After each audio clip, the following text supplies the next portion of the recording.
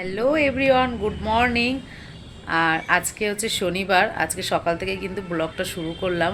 আজকে সারাদিনে কি কি করছি পুরোটাই তোমাদের সাথে শেয়ার করব। তোমরা দেখতে থাকো, আশা করি খুব ভালো লাগবে। আজকে যেহেতু ছেলেদের স্কুল নেই, ছোট ছেলে তো ঘুমিয়েই যাচ্ছে, বড় ছেলেটাও সকালবেলা উঠে পড়তে বসেছে, আর আমি কাজবাজ শুরু করে দিয়েছি। এবারে বড় ছেলে খেতে চেয়েছে, এখন ওকে টিফিন দিতে হবে। ভাবছি যে পরোটা স্যুপ দিয়েই দিয়ে দেবো, পরে আমিও খেয়ে নেব। আর কর্তামশাইয়ের জন্য ভাত বসিয়েছি, চলো তোমাদেরকে দেখাই। এখানে প্রেশার কুকারে অল্প করে ভাত বসিয়েছি কর্তামশাইয়ের জন্য, আর এখানে পরোটা করছি। বড় ছেলে খাবে, ওই জন্য এখন একটা করে দিই, পরে আবার করে দেবো। এখন আর বলছে আমাকে স্যুপ করে দাও। এখন স্যুপ করবো কি করবো জানি না, পড়া আছে, এখন আবার না খেলে আবারও পড়তে পারবে না। খিদে পেয়ে গেছে সকালে এটা।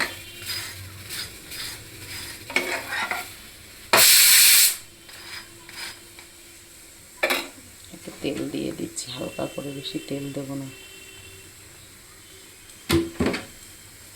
এটা ঘি দিলেও হয়।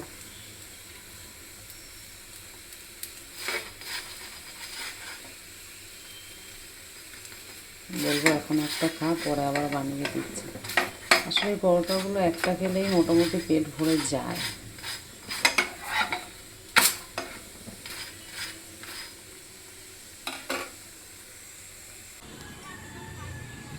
ওই যে বলে না, তুই আমার শুধু উপরটাই দেখলি। কি একটা বই ছিল না, বলে তুমি আমাকে কি ভাবো বলো তো, ওর নাকি কিছু হবে না, বলে তুমি আমাকে কি ভাবো বলো তো। একটু নুন দিয়েছি। ওনাকে সব পারে করতে, একটু ফোটা এই গরম স্যুপ যদি গায়ে পড়ে বলো কিরকম। ছেলেটা না কিছু বোঝে না।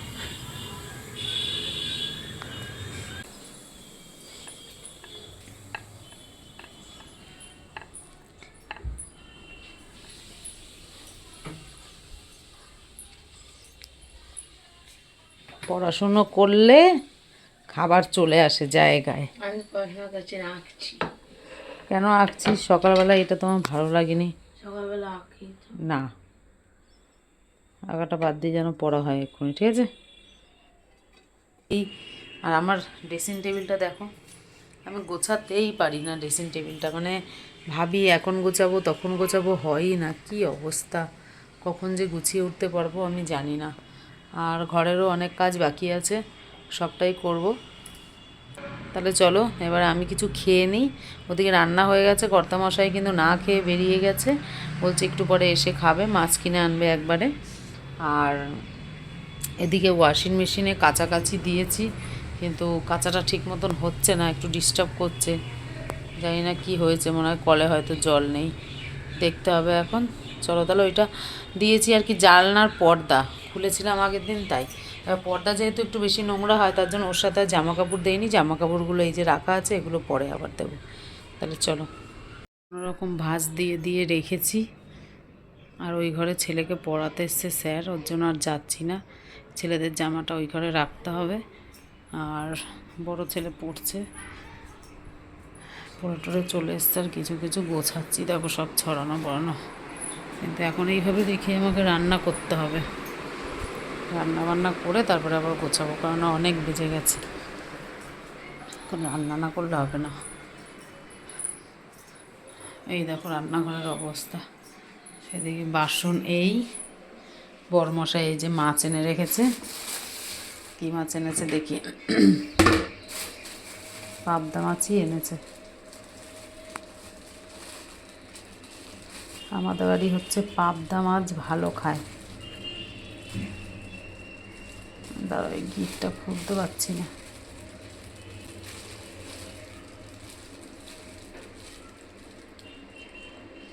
এই গিটগুলো কেন দেয়? এক সাইডে টান মারলে যে গিটগুলো বেরিয়ে আসে, সেটা তো দেওয়া দরকার। এবারে এক হাত থেকে আমি প্লাস্টিকটা ছিঁড়তেও পারছি না, এক হাত দিয়ে ভিডিও করছি, যেভাবে হোক খুলবো।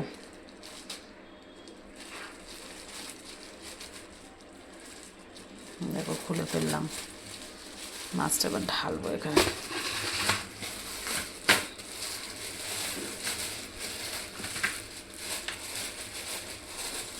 একদম টাটকা পাবদা মাছ, এক্ষুনি যদি না করি তাহলে খারাপ হয়ে যাবে।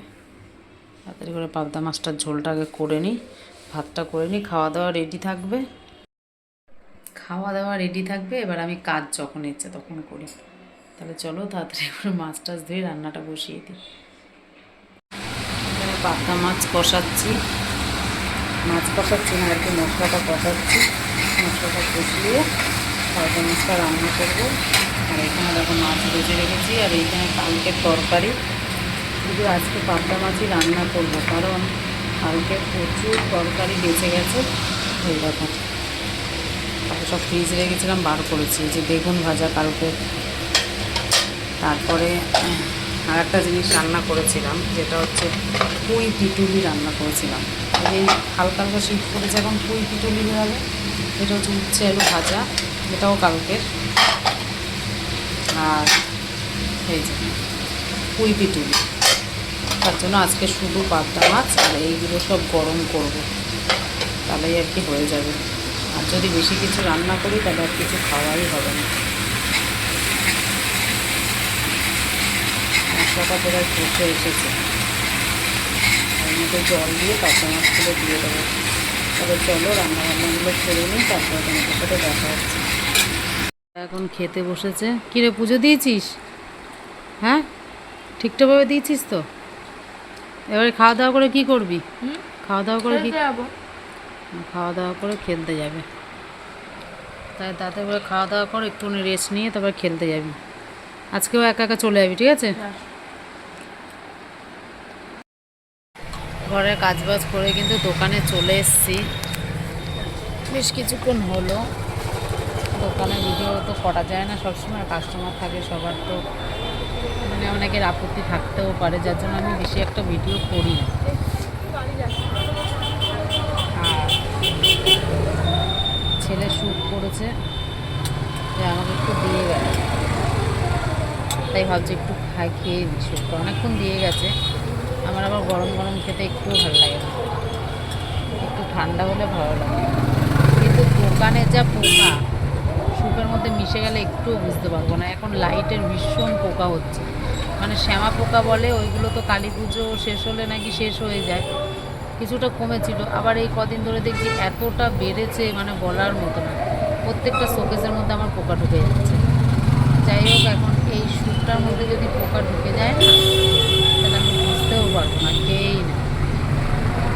কারণ স্যুপটার মধ্যে দেখো একটা নোংরা পড়েও গেল, ভালো লাগে না।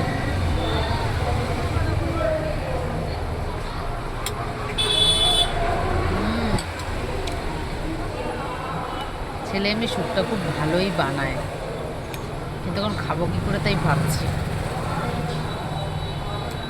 এখন শীতকাল পড়ে গেছে, মানে শীত অতটা পড়েনি, কিন্তু কেমন টান, মুখটা কিরকম বিশ্রী লাগছে, ভালো লাগছে না, মনটাও ভালো লাগছে না। মন ভালো না লাগলে এই দেখো, আমি খাবো কি? এই দেখো পোকা, বুঝেছো পোকা? হ্যাঁ আমি কী করে খাবো?